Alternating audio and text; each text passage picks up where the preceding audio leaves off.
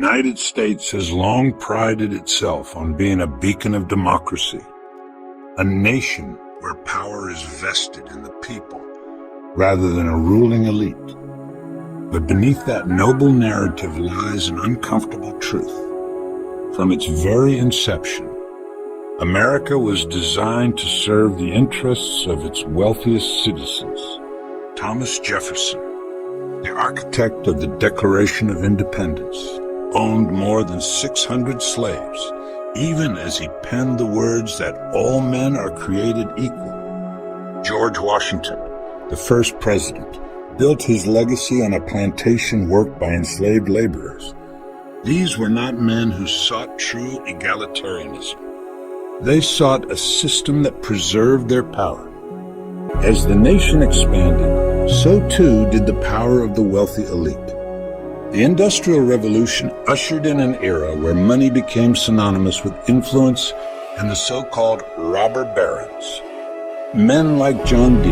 Rockefeller, Cornelius Vanderbilt, and Jay Gould took control of vital industries.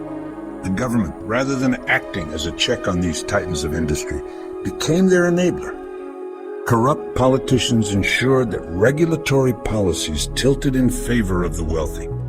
Anti-labor laws were passed to suppress worker uprisings.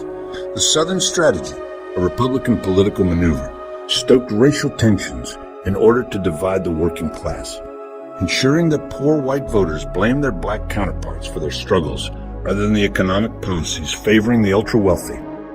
The rise of the religious right in the 1970s saw evangelical leaders rally against abortion and LGBTQ+ rights, a calculated shift meant to divert attention away from economic inequality. All the while, corporations continued to consolidate power, cutting worker protections, slashing wages, and maximizing profits at the expense of the people. Now, in the 21st century, the elite no longer need to manipulate government. They seek to eliminate it altogether. Today's billionaires, raised in extreme privilege and insulated from the struggles of ordinary people, are not just looking to amass more wealth. They want absolute control.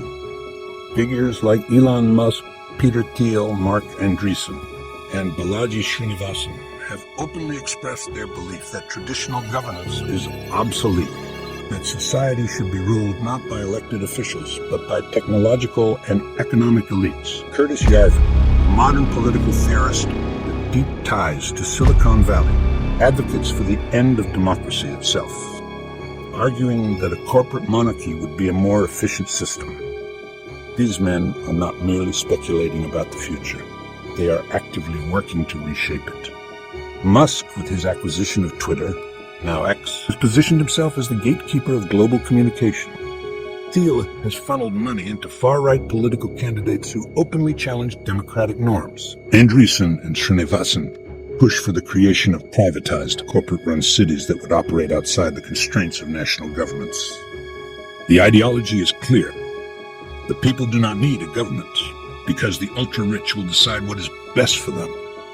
The tragedy of this transformation is that many Americans have been deceived into cheering on their own subjugation. Decades of anti-government rhetoric have led people to believe that tearing down institutions designed to protect them is an act of liberation. They demand deregulation in the name of freedom, unaware that it only grants corporations greater power over their lives. They support populist leaders like Donald Trump, who presents himself as an outsider fighting against corruption, even as his policies overwhelmingly serve billionaire interests. They rally against taxation and social safety nets, not realizing that in doing so, they are dismantling the only mechanisms that ever kept corporate greed in check. We are now at a precipice. The power once wielded in secret by the ultra-wealthy is being openly asserted. Democracy is no longer being subtly undermined. It is being brazenly discarded. If this trajectory continues, the future will not be one of self-governance and freedom, but one of techno-feudalism, where billionaires rule not through elected representatives, but through sheer economic dominance.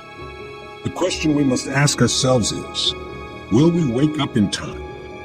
Will we recognize that the very people we have been told to trust, the captains of industry, the tech visionaries, the billionaires promising to revolutionize the world are not our saviors, but our new overlords. The fight ahead is not just political, it is existential. And if we do not act now, we may find that the last remnants of democracy are swept away, not with a bang, but with a quiet transfer of power into the hands of those who always believed they were entitled to it all along.